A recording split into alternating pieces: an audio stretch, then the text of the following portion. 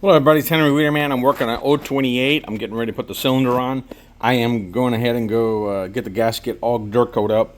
I've already super slick, ultra slick the piston and the cylinder because I don't want to contaminate the two. So we'll flip you around. That's what I'm doing now. I'm getting ready to do the gasket first. This dirt coat dry is pretty quick, so you don't need much. I put it on both sides of this paper gasket. You gotta be careful because this gasket's not like it's high tech, but it will tear easy. Plus you got to slip it over the piston without getting any on the piston. You know, you're trying to get a good seal, and just make sure you got some good Durco on it, some good RTVs, high temp. I use the Durco because it's just what I've been using for years. I have a black high temp I use too. I've switched back and forth between the two. All right, seal it up good. Then you're gonna get your piston lined up here right. You got to slide this over without getting it all over it. Luckily you got your ultra slick on it, so it'll help. And you're not on here real thick, so get your holes lined up. And there you go. Get your gasket down there, lined up your holes. You'll play around with that when you go to put the screws in. Okay, so now we got that. The gasket's in place. Get this glove out of the way. I don't want dirt all over the place. Alright, now we're going to try to put the cylinder on. I got my rings lined up where they should be. I'll recheck them. I'll put my piston holder in place, which will go right on top of the Durco gasket. Careful without ripping it. You just got to know what you're doing. Make sure your rings are lined up to your pins, right? And your piston's on the right location with the arrow to your cylinder. Okay, got it. Already slick 50'd it. Ultra slick 50. I've already slicked it up. Ultra slicked it up.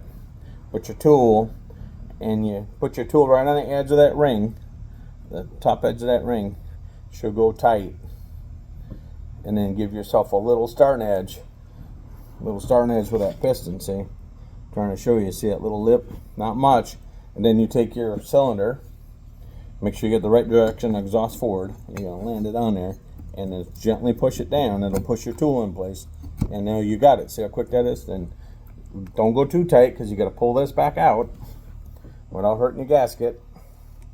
Got it. And you're gonna take your tool off again.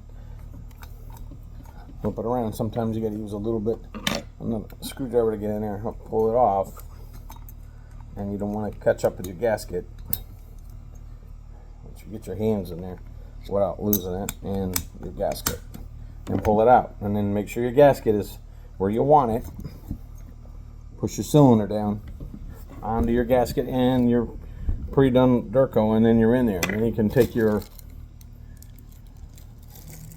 cylinder head screws, which I got right here. Got them all ready to go. And then you go ahead and screw it down. Put your cylinder head down and then just screw them down. Put all four of them in, screw them down nice and tight. Look at the manual. It'll tell you how much your torque is going to be on it, and then torque it down in accordance with the manual. And that's what I'll do next. All right, that was that easy. Hope I helped somebody. This is a Stihl 028. This is Henry Wiederman out. The cylinder's on, and I just reused the old one, and then I'll work my boot in there. That's a little tricky, but I like doing it that way because trying to do the boot and your gasket, and it's a pain, right? It's a pain. But if you know what you're doing, I'll probably break the chassis and do it that way too. Anyways, I just want to kind of show you how quickly you can slide on the cylinder. All right, Henry Wiederman out. Everybody have a good night.